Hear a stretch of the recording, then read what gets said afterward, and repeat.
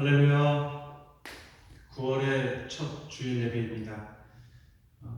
무더위와 장마가 때문에 힘들고 어려웠었는데 어느덧 가을의 문턱에 접어들었습니다.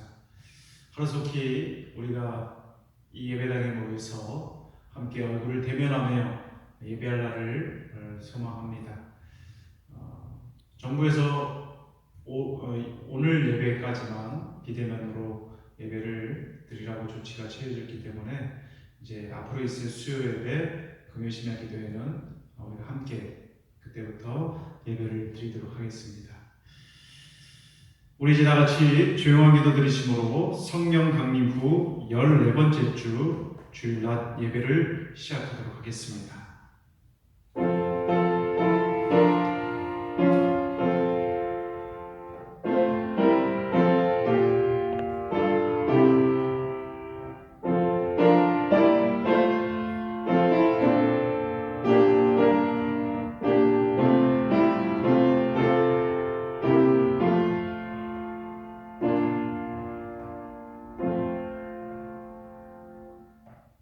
왕이 여호와를 의지하오니 지존하신 이의 인자함으로 흔들리지 아니하리이다.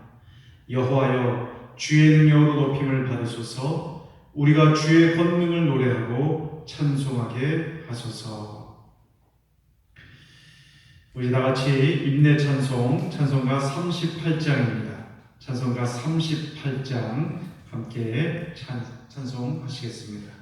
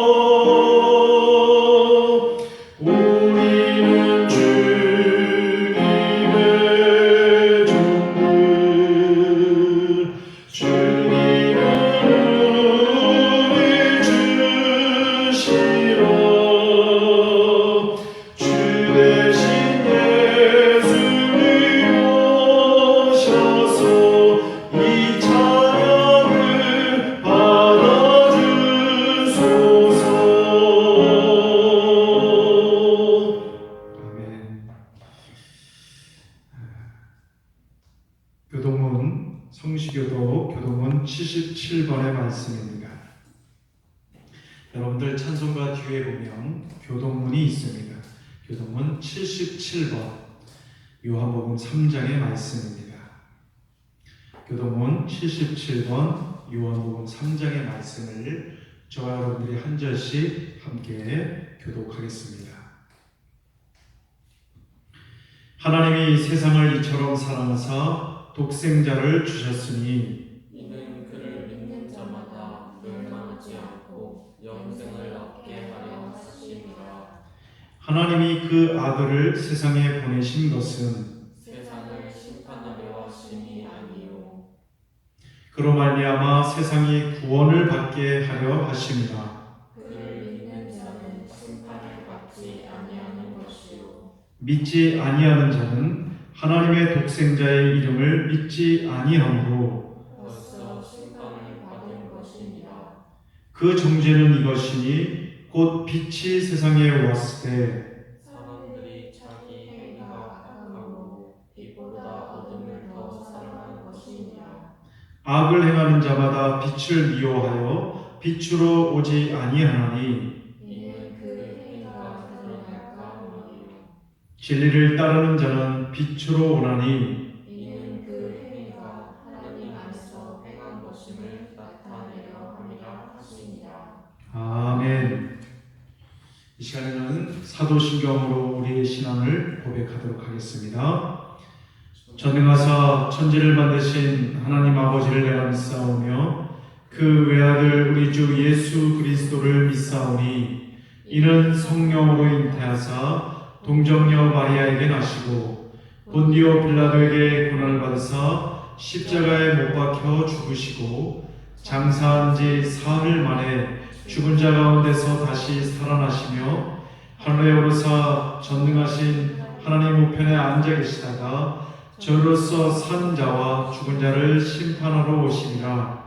성령을 믿사오며 거룩한 공예와 성도가 서로 교통하는 것과 죄를 사하여 주시는 것과 몸이 다시 사는 것과 영원히 사는 것을 믿사옵나이다. 아멘.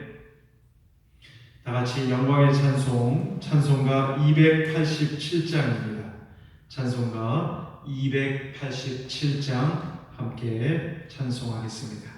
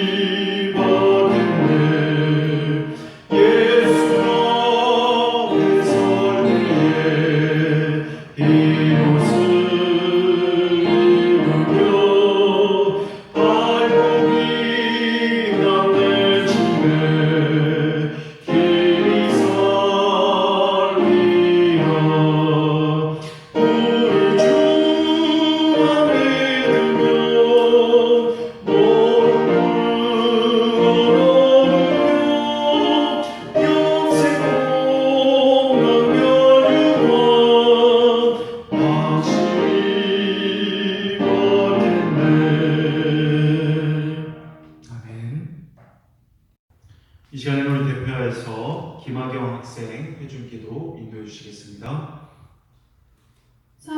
사랑과 은혜가 많으신 하나님, 이 시간 주님 앞에 나와 예배드리게 해주셔서 감사합니다. 요즘 코로나19로 인하여 온 나라 백성들이 힘들고 어려운 때이지만 창조주 하나님과 부활의 주님께서 우리와 함께 하셔서 우리를 지키고 보호하시니 찬양과 영광을 올려드립니다. 하루빨리 이 위기가 변하여 하나님의 선하신 뜻을 깨닫게 해주세요. 하나님, 우리는 주의 자녀라고 하면서도 주님을 잊고 살 때가 많았고 주님의 말씀에 순종하지 못할 때도 있었습니다.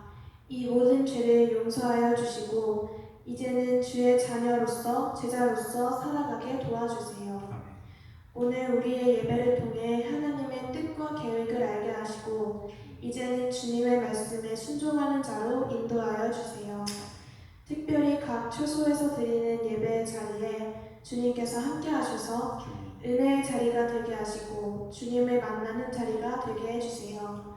또한 우리 교회 학교 어린이 학생들이 하나님을 더 사랑하는 자녀로 성장하여서 지혜로운 믿음의 자녀들이 되게 해주세요.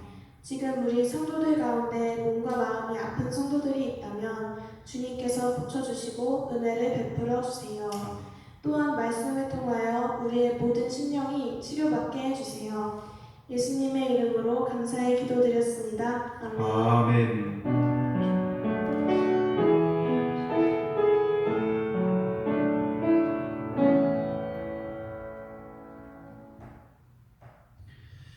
오늘 우리에게 주시는 하나님의 말씀을 다 같이 찾아뵙도록 하겠습니다. 신약 성경에 있는 마태복음 20장의 말씀입니다. 마태복음 20장 17절부터 28절까지의 말씀. 마태복음 20장 17절부터 28절입니다. 마태복음 20장 17절부터 28절까지의 말씀을 제가 한 절, 여러분들이 한 절씩 함께 교독합니다.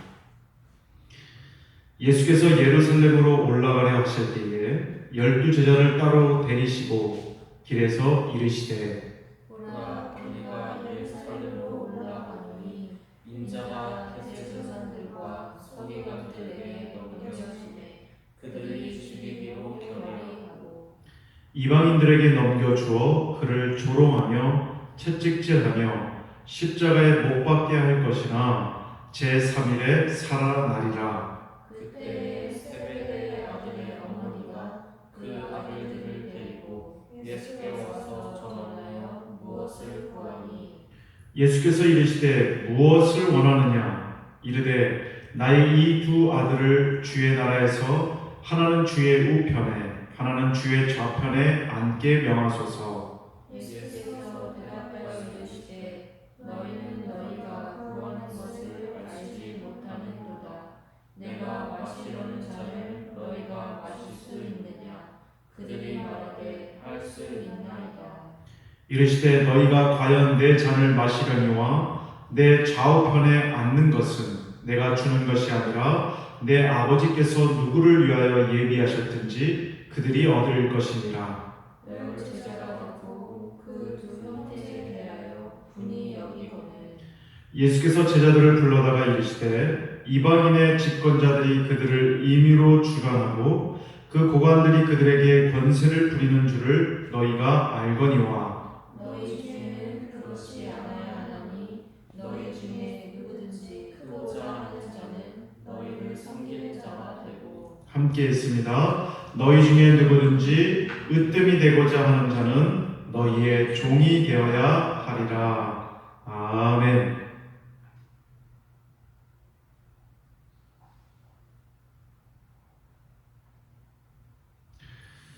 오늘 본문의 말씀은 예수님과 제자들이 이제 곧 예루살렘으로 들어가게 됩니다.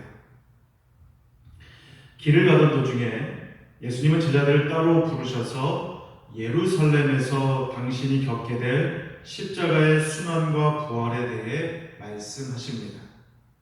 바로 그때가 유월절 기간이라 성전에서 절기를 지키려는 많은 백성들이 예루살렘으로 향하고 있었습니다. 예수님이 갈릴리에서 시작하여 예루살렘에 이르는 동안 하나님 나라의 진리를 말씀하시고 많은 병자와 또 영혼이 눌린 자들을 고쳐주시고 사회에서 버림받은 자들을 이제 사랑으로 돌보셨는데 그들 대부분은 가정이 해체된 자들이어서 예수님을 따라 예루살렘까지 이르게 된 자들도 그 길에 대열을 이루고 있었습니다.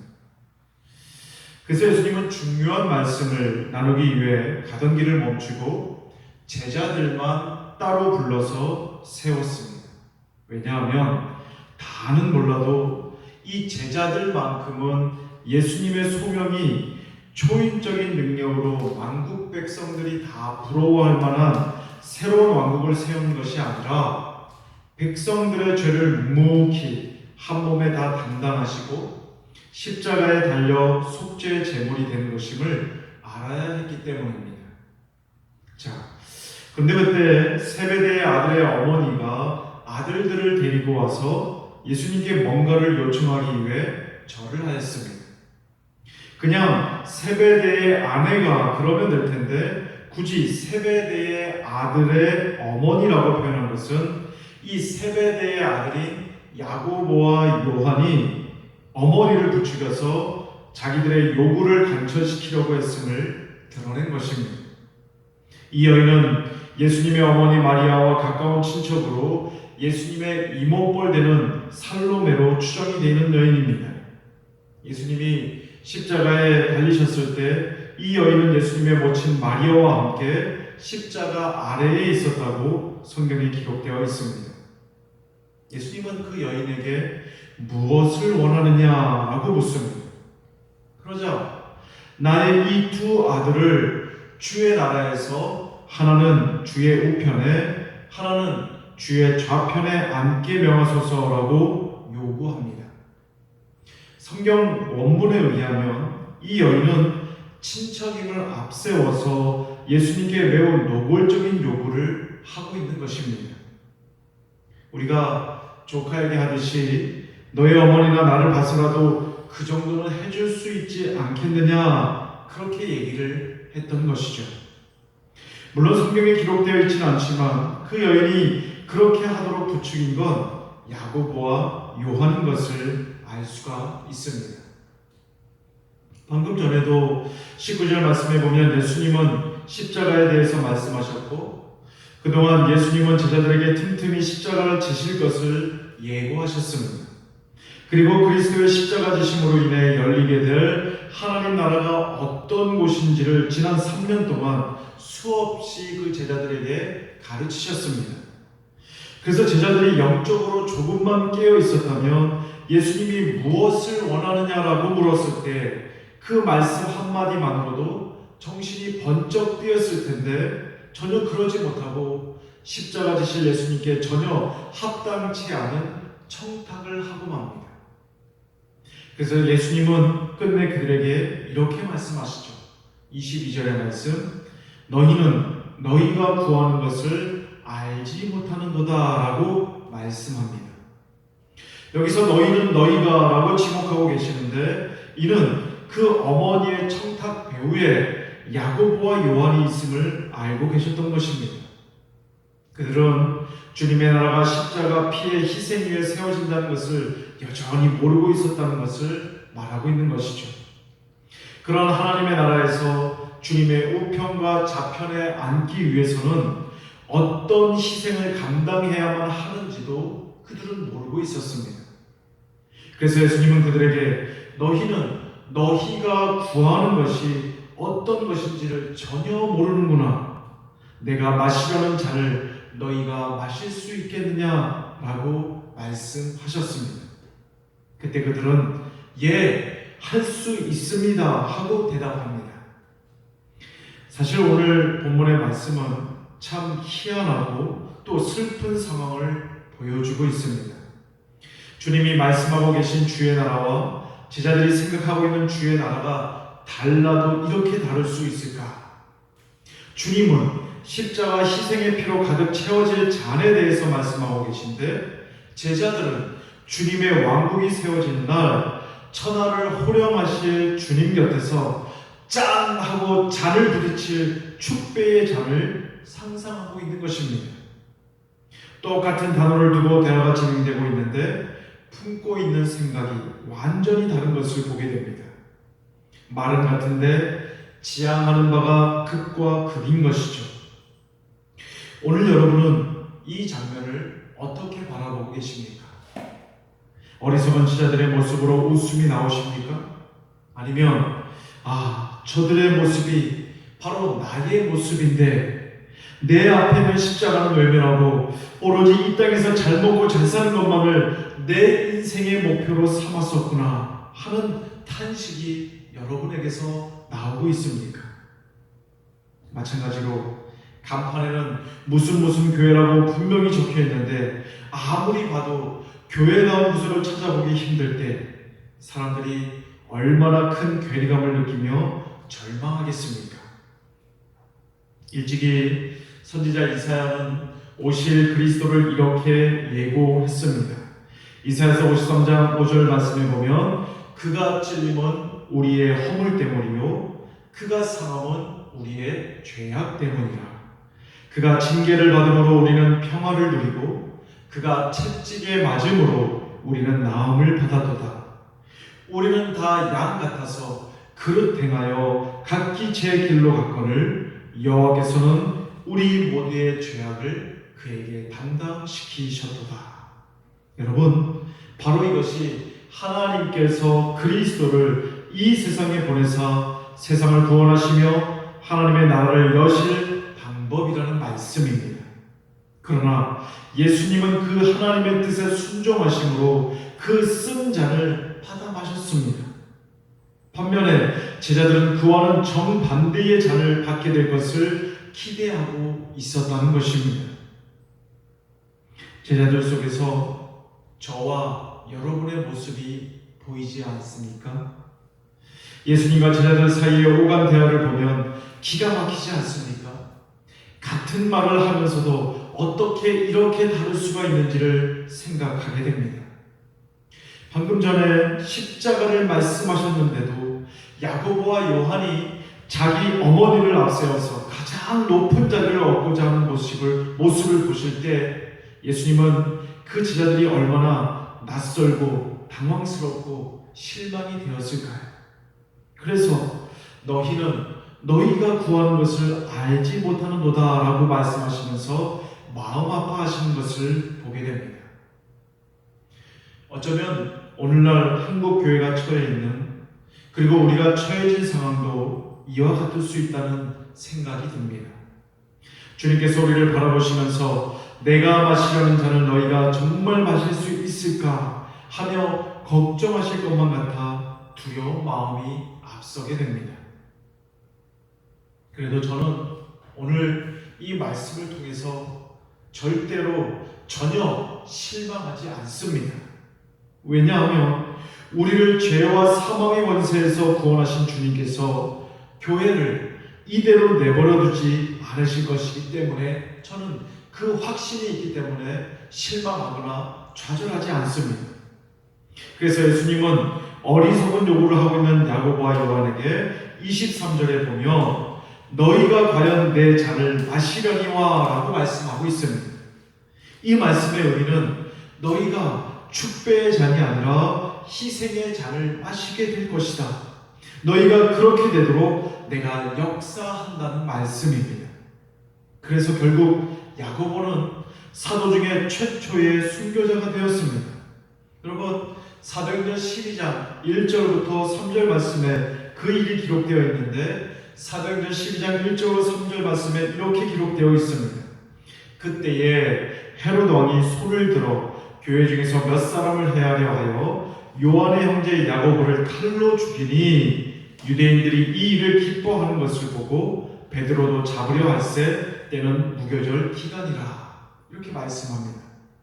여기에 보면 헤롯 왕이 교회를 박해하니까 백성들이 좋아했다고 말합니다. 그래서 교회의 수장 역할을 하던 사도 야고보를 붙들어서 그를 칼로 죽이게 됩니다. 그러자 백성들이 굉장히 기뻐하는 겁니다.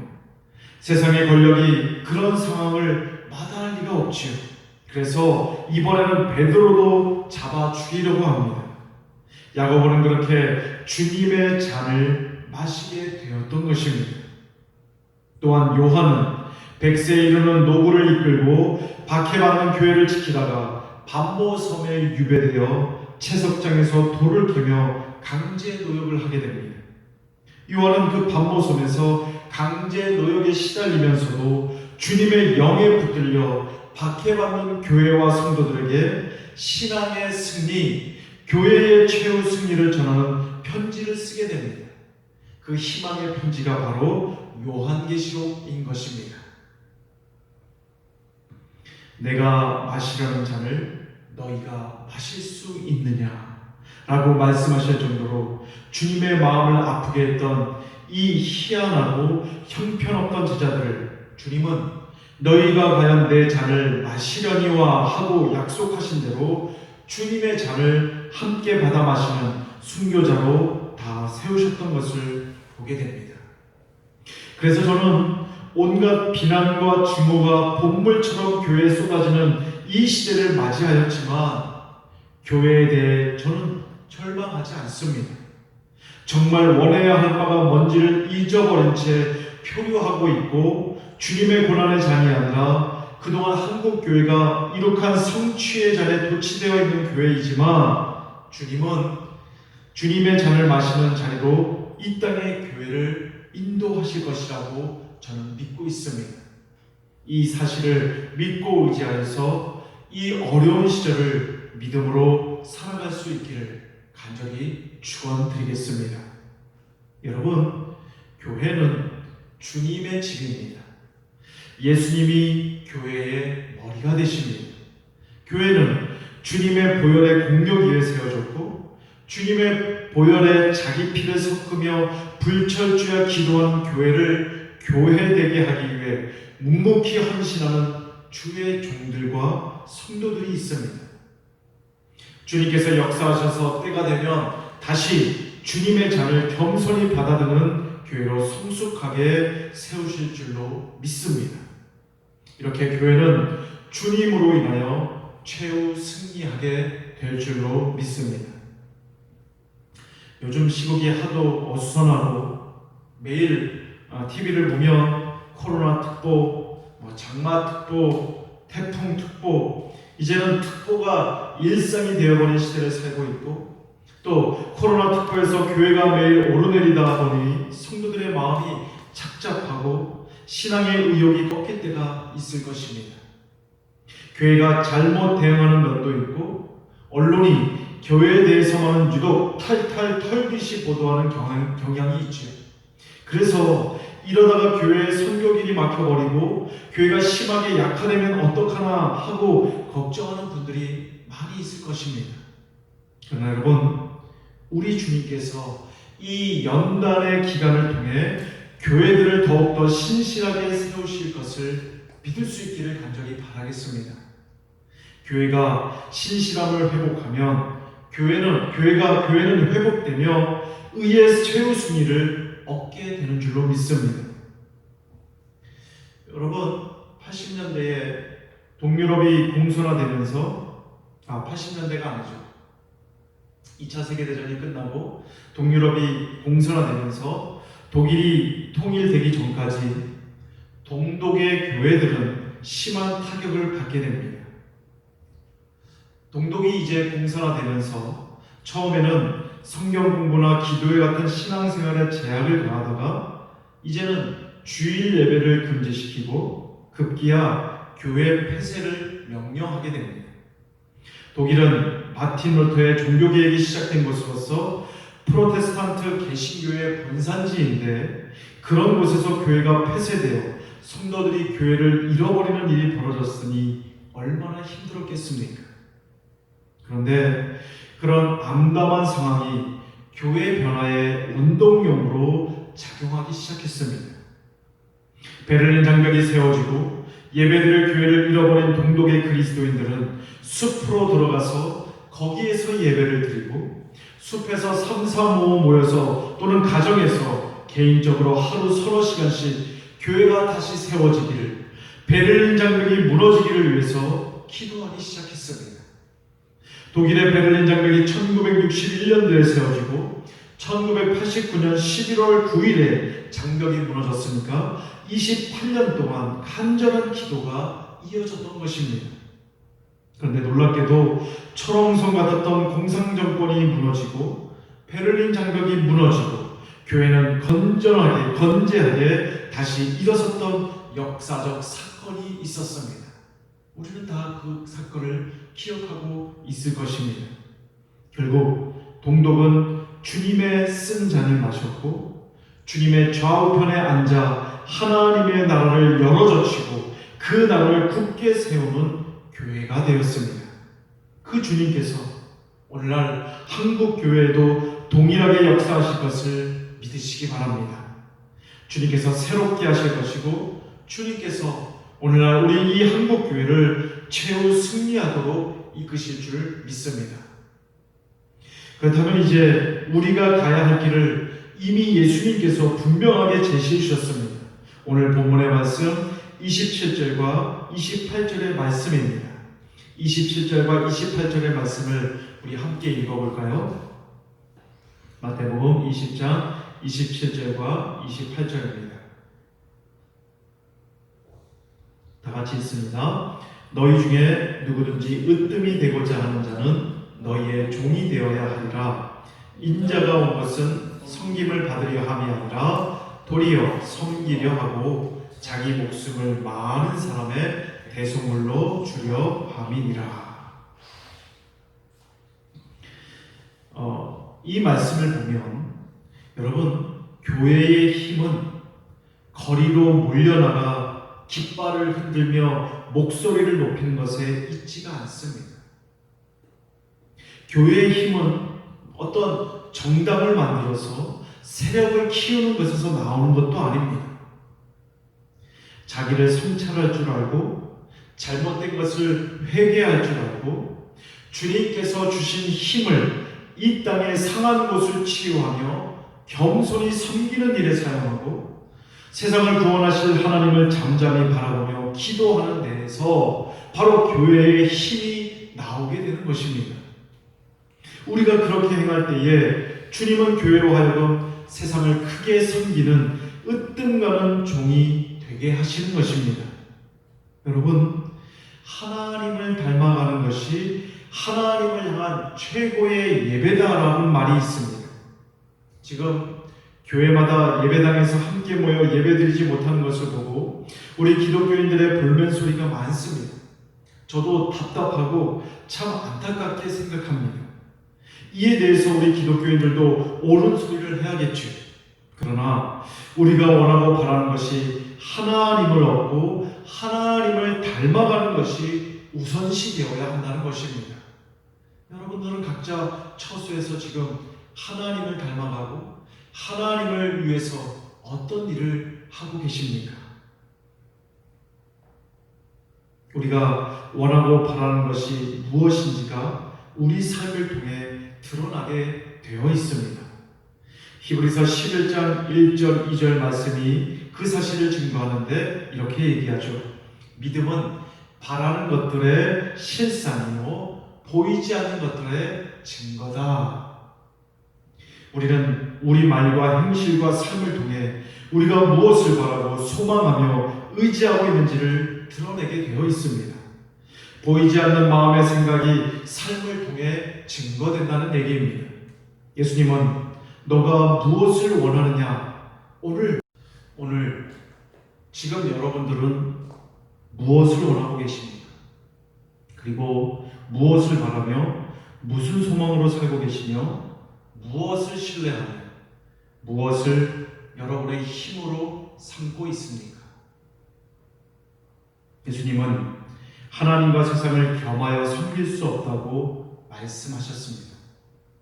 하나님을 섬기는 자는 하나님을 믿고 하나님을 원하며 하나님으로 즐거움을 삼고 하나님께 순종함으로 하나님을 닮아갑니다.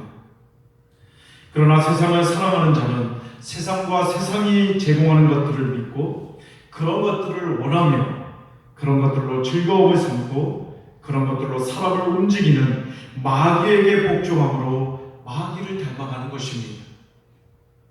히브리서에 보면 선진들이 이로써 증거를 얻었느니라 라고 말씀합니다. 우리 믿음의 선배인 초대교회 성도들은 하나님을 정말로 믿었고 하나님 한 분 얻기만을 원했고 하나님으로 즐거움을 삼으며 하나님께 순종하는 신앙이었음을 그들의 삶을 통해 증거했다는 말입니다. 오늘날 여러분이 진정 원하고 계신 것이 무엇입니까? 하나님입니까? 세상입니까?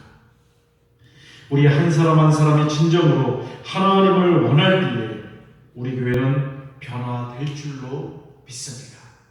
그리고 이 땅의 교회들이 세상의 가치와 기준을 더 이상 쫓지 않고 오직 진리가 되시는 하나님의 말씀에 뿌리 박혀 살아갈 때에 오늘 예수님께 청탁을 넣었던 요한과 야고보처럼 세상의 권력과 세상의 물질이 아니라 십자가의 능력과 보혈의 능력으로 살아가게 될 줄로 믿습니다. 이 세상 사람들이 자랑하고 의지할 것들을 더 이상 우리가 의지하거나 자랑치 말고 주님이 받아 마신 잔을 겸손히 우리도 받아 마실 때에 우리를 향해 이 세상이 느꼈을 당혹감이나 괴리감이 사라지고 으뜸가는 신실한 종으로 크게 세상을 구원하고 섬기는 주님의 종으로 다시 세움받게 될 줄로 믿습니다. 어려운 시기를 살아가고 있지만 여러분, 이것은 어렵다라기보다는 우리의 믿음을 하나님 앞에 드러내는 시기를 살아가고 있다고 저는 생각합니다. 세상의 방식이 아니라 하나님의 방식으로 살아갈 때에 또 나의 삶을 통해 주를 믿는 믿음을 드러낼 때에 바로 주님께서 우리를 이전보다 더 풍성하게 더 좋은 것으로 회복시켜 주실 줄로 믿습니다. 여러분, 각 처소에서 우리가 얼굴을 보지 못하고 함께 말을 섞어서 얘기하지 못하는 이 시대에 우리가 예배를 드리고 있지만 서로 기도함으로 교통하고 중보기도함으로 우리의 모든 것들을 주님께 내어놓을 때에 주님께서 우리의 심령을 다스리시고 우리와 함께 하실 줄로 믿습니다. 다음 주에 우리 다시 만나 주님을 기쁨으로 함께 예배하게 되기를 주님의 이름으로 간절히 축원드리겠습니다. 기도하겠습니다. 사랑과 은혜가 많으신 주님, 오늘 말씀을 통해 오늘 야고보와 요한의 청탁처럼 우리도 은밀하게 주님께 세상의 가치를 가지고 청탁하며 살아가고 있지 않습니까? 주님의 자녀라고 하면서도 세상의 가치를 쫓고 세상의 기준으로 주님을 판단하고 있지는 않습니까? 교회를 그렇게 판단하고 있지 않습니까? 주님, 오늘 말씀을 통해 다시 깨닫게 되면 온전히 진리의 말씀이신 하나님의 말씀이 나를 다스리게 하시고 그 말씀이 내 삶의 기준이 되어 하나님의 합당한 삶을 살아가는 자로 서게 하여 주시옵소서. 주님께서 우리와 늘 함께 하실 것을 믿사오고 우리를 구원하신 예수 그리스도의 이름으로 기도를 쌓옵나이다.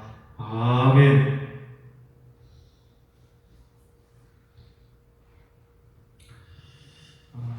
교회 소식 알려드리겠습니다. 이후에 또 어떤 조치가 있을지는 모르겠지만 일단 오늘까지 비대면으로 예배드리고 이제 다가오는 수요일 금요 심야기도회 또 주일부터는 우리 함께 전에 모여서 상전에 모여서 함께 예배하겠습니다. 여러분들 사모하는 마음을 가지고 다음 주에 또 우리 함께 모일 수 있기를 간절히 바라겠습니다. 아울러서 코로나19가 종식되기 위해서 중보기도해 주시고 비대면으로 드리는 이 예배이지만 삶의 처소에서 기도하며 주님을 예배할 수 있기를 간절히 바라겠습니다. 다음 주 예배 이원 안내해 드립니다. 주일낮 예배 기도는 홍종서 장로님 되겠습니다. 우리 이제 다 같이 봉헌 찬송가 330장 찬송 부르시고 축도함으로 예배를 마치도록 하겠습니다.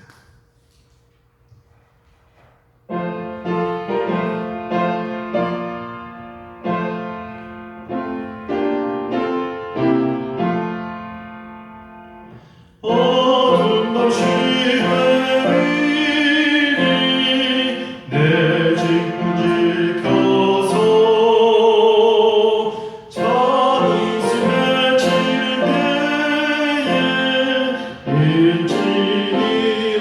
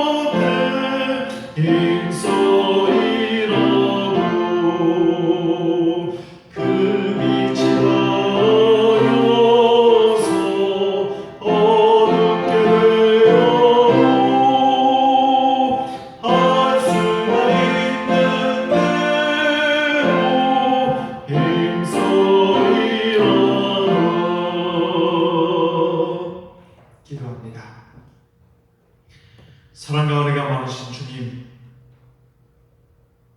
우리에게서 떠나지 않는, 우리를 향해 늘 사랑과 진리로 다스리시고 함께 하시는 주님을 우리 마음의 믿음의 눈을 열어 바라보게 하시고 그 주님을 통하여서 날마다 새 힘과 능력을 얻어 살아가게 하여 주시옵소서.